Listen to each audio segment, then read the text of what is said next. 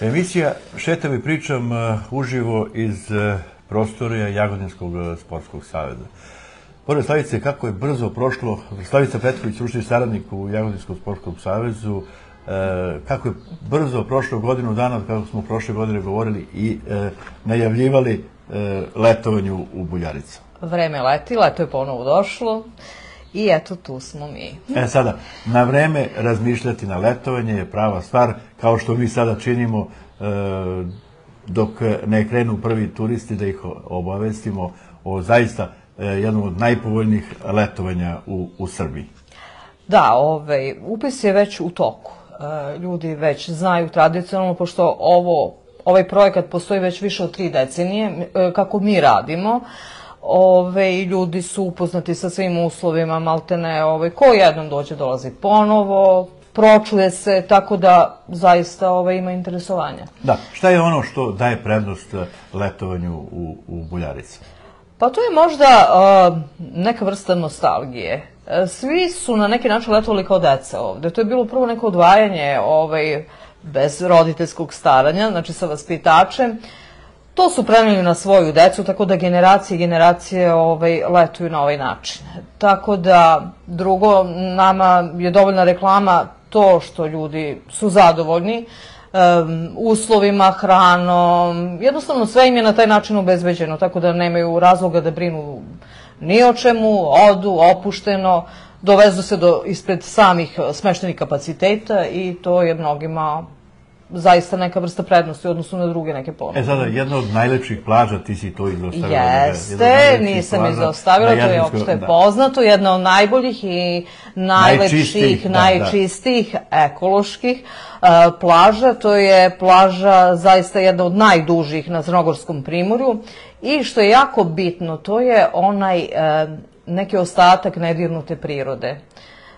U vreme kad se sve urbanizovalo, kada se gradi i planski i neplanski, znači to je neka vrsta dragulja na tom Crnogorskom primorju koji je ostao netaknut. I sada konkretno o smenama, kada polazi prva smena? Prva smena polazi 28.6. I znači na svakih 10 dana imamo smene, zaključno sa 21.8. To je poslednja smena. Interesovanje je zadovoljavajuće. U cenu je uračunato znači sve, kao što sam napomenula, znači put, boravak, 10 dana, 9 noćenja, čak i boravišna taksa ušla u cenu, tako da zaista sve je kompletno tu.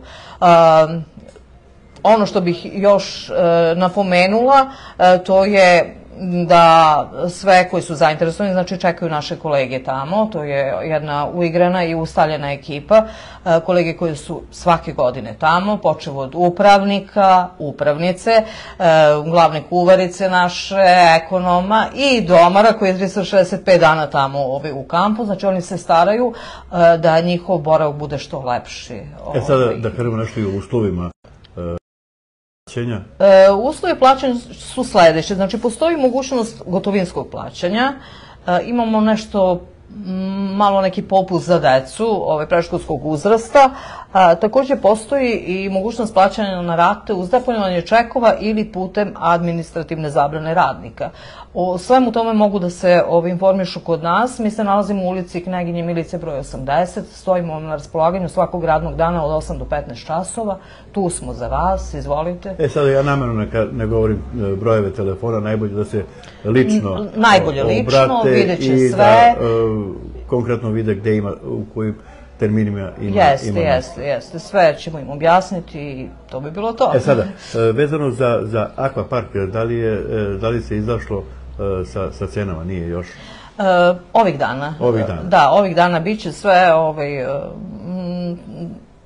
tako da, i takođe na ovoj adresi mogu da dođu da se raspitaju i o tome. Dobro. Za sada? Za sada toliko, očekujemo vas. O akvaparku nešto kasnije, s tim što samo ću da objavim obaveštenje, neću ponovo da vas deranžiram. Hvala lepo. Bila je to Slavica Petković, stručni saradnik u Jagodinskom sportskom savezu, a vi izvolite, Buljarice vas čekaju.